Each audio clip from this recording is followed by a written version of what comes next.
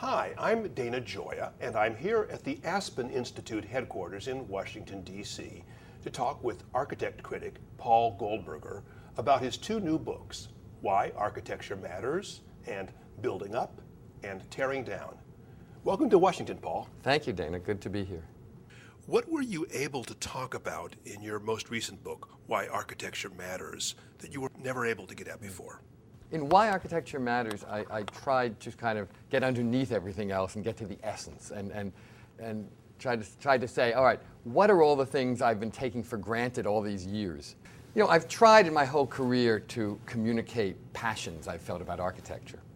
But what I've never done before is to try to explain those passions. But, you know, trying to boil everything down to the essence is always a challenge. And so, you know, this is not that long a book, but it took a while to write. It's like the old line about if I had more time, I would have written you a shorter letter. You know, it takes time to sort of edit, be concise. And it's not a history of architecture. It's not a guidebook. It's really a book about how to see, how to look, and how to feel buildings. How do architecture and urban planning help create a sense of authentic locality in human relationship? You know, architecture is real. And in an age of the virtual, I think there's a preciousness to real things in real space. They connote physicality, material space. And when buildings are unique, or even just special, they make places special. They make places feel differently. They make places feel memorable, and they make us want to be in places. Only architecture can create a real public realm. And the public realm is our common ground. It's the physical expression of the idea of common ground. I mean, the power of the public realm is one that is inescapable in the history of civilization, and yet one that we're in danger of losing in an age of the private realm, in an age in which we've celebrated the private over the public far too often. What are the most pressing questions that contemporary architects are facing? One of the greatest challenges contemporary architecture faces is the difficulty we've had for a long time now in creating what you might call a viable vernacular, a language out of which to make whole cities and whole neighborhoods that's as good as the architectural languages that were handed down to us by previous centuries. Contemporary architecture has the constant obligation to be aware of sense of place, sense of comfort, sense of dignity, to give us an environment that is conducive to the ongoing development of civilization. Now that's a big ticket. That's not so easy to do. And of course, every building doesn't necessarily do that in equal measure. Buildings are divided between background and foreground buildings, and every community needs a balance between those things. You know, we're great today at building great foreground buildings. We can do exciting, wonderful, and amazing structures. We're not so good at making ordinary structures, ordinary places, the way the 19th century could make a beautiful street of row houses. Do you have any favorite buildings in the federal city?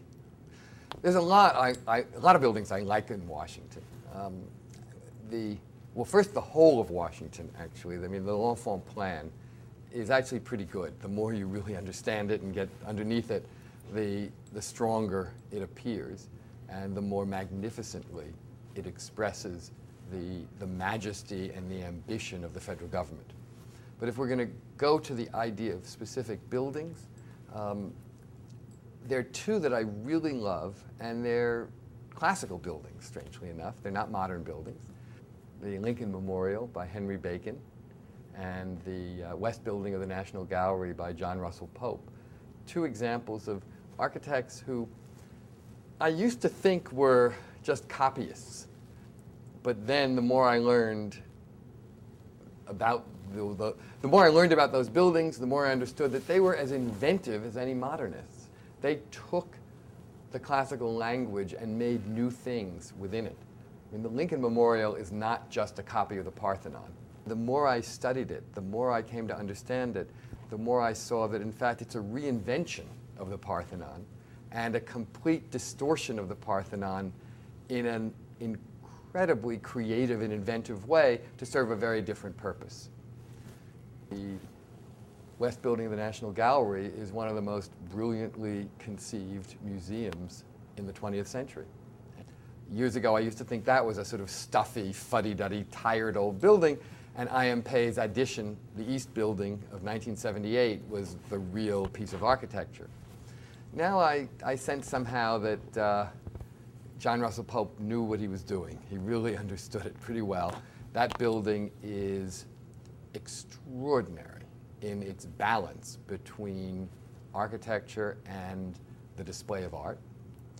It defers to art in a remarkable way, and yet it still has a very powerful presence of its own.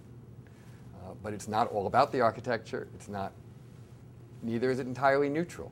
It's a magnificent balance, and it's a building that's clear, and you can have the plan of it in your head. Even if you're not an architect, you can understand how it works. But you know, I don't want to suggest by any of that that I'm a classicist by temperament or only a classicist. I think Maya Lin's Vietnam Veterans Memorial is one of the most powerful and moving and beautiful and appropriate pieces of architecture anywhere in Washington. And that's a purely abstract piece of modernism. So it is by no means true that something's got to have white marble columns to work in Washington, not at all.